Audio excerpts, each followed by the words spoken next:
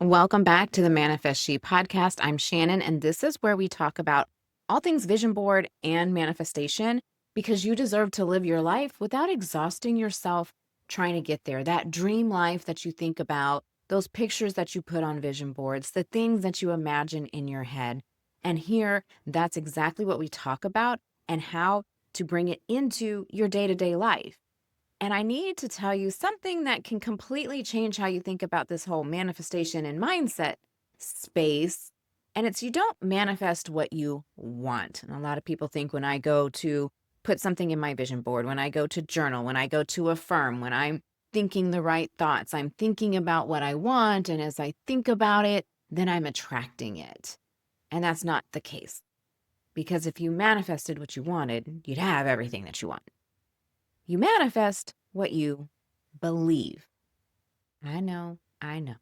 And sometimes those beliefs that we have, we're not even aware that we have them because we manifest from our subconscious mind. 95% of what we experience in our day to day lives is happening in the part of our brain that we're not even paying attention to. It's not that 5% part that's like, oh, I want this now.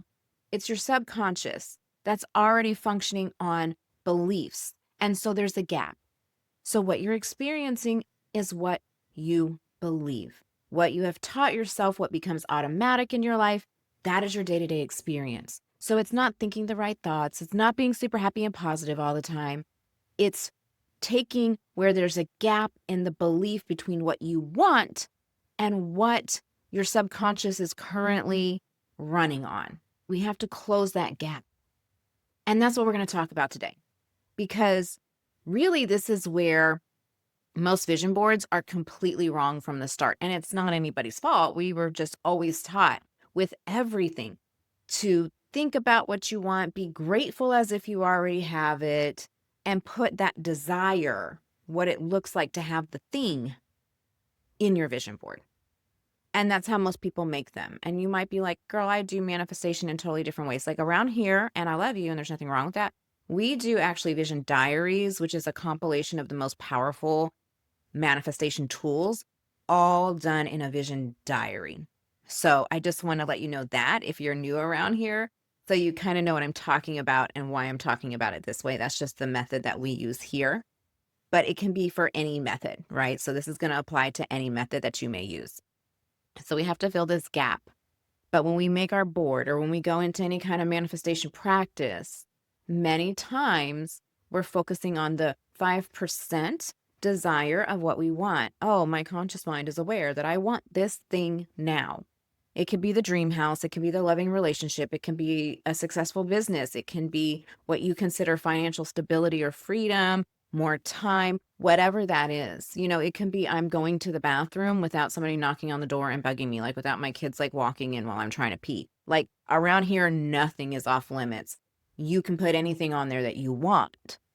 This is what I truly desire, right? So we find these images, we put them on our vision boards.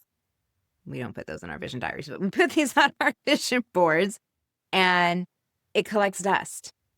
Or we go and say affirmations and nothing changes.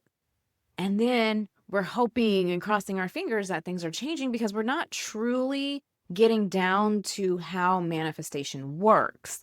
We're not looking at the mechanism that makes our daily experience. Now, I know in mindset, we've talked about, well, you have a limiting belief, something that's holding you back. Oh, you think money doesn't grow on trees. Just walk around affirming I'm rich and all will be well. But so much of that advice is just sitting there working in 5% of your brain. It's not truly creating belief or dealing with underlying beliefs. Our beliefs create our reality. You don't think to attract it. You don't say an affirmation and it happens. Those things are a compilation of tools you can use to build belief. But it's once it's solidified as a belief that it becomes automatic. I want you to think of all of the automatic things that you do every single day. Automatic. I know this is the route to work and I just go there. I don't even know how I got from point A to point B. I don't remember. It was automatic. Oh, well, this is just how, I get ready in the morning. It's automatic. This is just how I respond to certain things. It's automatic. I want you to think about when people talk about triggers, and y'all, this is not therapy, but I want you to think about when people talk about triggers, okay? It triggered me. No, there was something in your subconscious that said, this is how I respond when this happens. This is how I experience life when this happens. And triggers can be a good trigger, a not so good trigger. It can be all the things. Once again, we're not doing therapy here. We're dealing with where we are right now. But that is how we see those automatic things. So how do I find the beliefs within me that I need to work on that are limiting me? They are a limiting belief because they're keeping you from what you want now. But I just don't like that framing. And guys, I'm not a everything has to be positive person, but I do believe in framing things as they really are.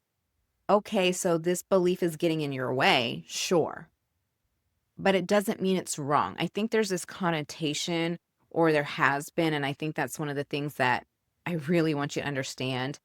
I say it all the time, and I'm always going to say it. Just because you have a limiting belief doesn't mean there's something wrong with you.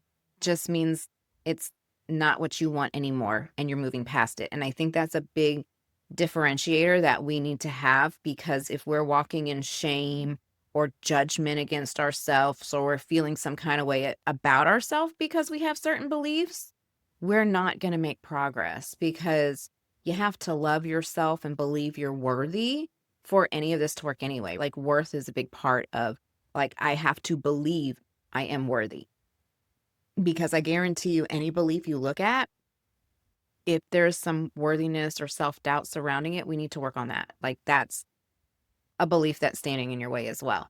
So I don't want us to approach this practice with, oh, well, let me judge myself and go find all the things that's wrong with my brain that's stopping me. That's not what we're doing. We're just saying, you know what, that belief served me at some point in the past, or it's something that I learned, but it's just not for me, right? Like, it's not for me, and that's okay. You can believe whatever you want to believe. I made a post recently on Instagram, like, it doesn't matter if, like, you don't manifest because it's the new moon in Aries on Friday the 13th, and that's the biggest manifestation portal of the year. I'm just making up stuff here, but I see a lot of that. And some people go through and they do things on these certain astrological days and they manifest. Why? Because they believe in astrology. It's whatever you believe. And I'm not knocking it. Like, hey, if that's you, do you. I'm all about a new moon ritual and stuff, but that's for me. But it's based on what you believe. So maybe you grew up and, there was some kind of superstition and you believed it growing, like you were taught that. Don't walk under a ladder. If you break a mirror, you're going to have 7 years of bad luck. I'm trying to think like the superstitions I heard growing up. So, knock on wood, things like that. Okay. Maybe you grew up with certain superstitions, and when you were growing up, it very much applied, right? Because you believed it, you were taught to believe it, but then as an adult, you're like, that's the dumbest thing I've ever heard. I'm not knocking on wood. I'm not, not going to walk under the ladder or whatever. I'm not going to feel like I'm doomed because I dropped my compact and the mirror broke. So maybe you're like, I don't want to believe that anymore. So when we talk about finding those beliefs that are getting in the way, once again, it can be something that you were taught, or it can be something that served you that no longer serves you anymore. Either way, you're just like, I don't want it anymore. It's not a big deal. And when we approach it as it's not really a big deal, I just choose to believe this instead, then we start moving into desire. Then you can get what you want. It's not really what you want or hope for or picture in your conscious mind. It's, what do you believe? What do I need to believe to experience that in my life? Because really we're talking about experiences, right? We're talking about, if I want that, it's an experience.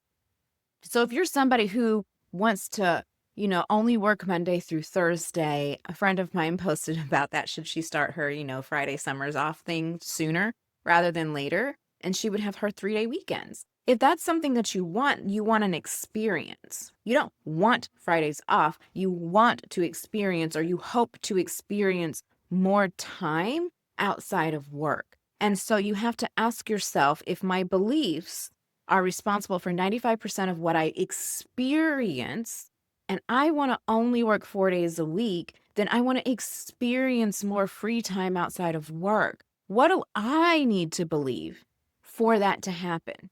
And some of you right now are going to be like, but my job is open 5 days a week, Monday through Friday. I got to go to work on Fridays. That's just a belief. And you're like, no, Shannon, that's reality. Yes, that is your reality. That is the reality you're currently experiencing. But as you go to build beliefs that, you know what, I don't have to work the traditional 9 to 5. I can have days off. Maybe that leads to other opportunity in your life as you start to build that belief. Doesn't mean ignoring and just calling in sick every Friday at your job and then they see the pattern and you get fired. Like, that's not what it means. And a lot of people will teach you to be your best delusional self, and that's what it means. No, it's just building the belief that there's a possibility for that out there somewhere. It could be, you never know. Maybe you're pulling in this belief, and you're like, "Oh, I love my job. I don't want to have to find a new job." Let's go through it all here when you're talking about it, because these are the conversations we have with ourselves when we're building up new beliefs. If we're just being real, we talk to ourselves. We have these internal dialogues like, well, yeah, I only want to work 4 days a week, but I love my job and I don't want to leave my job. Gosh, I just wish, but they would never, because they operate. How do you know they're not coming up with different shifts?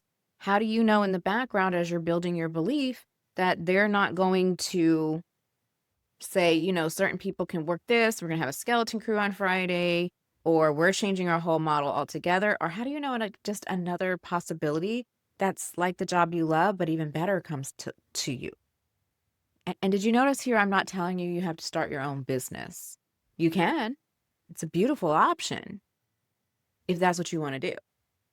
But you don't have to go that route. Like, you don't have to know how. You just have to build the belief. If you right now believe that's never going to happen at your job, it's never going to happen at your job. You're not going to experience it. But if you work on that belief that it's possible, it'll come. It'll come to you because you'll believe it, and then you'll experience it in some form. You don't have to know how. You don't have to know how.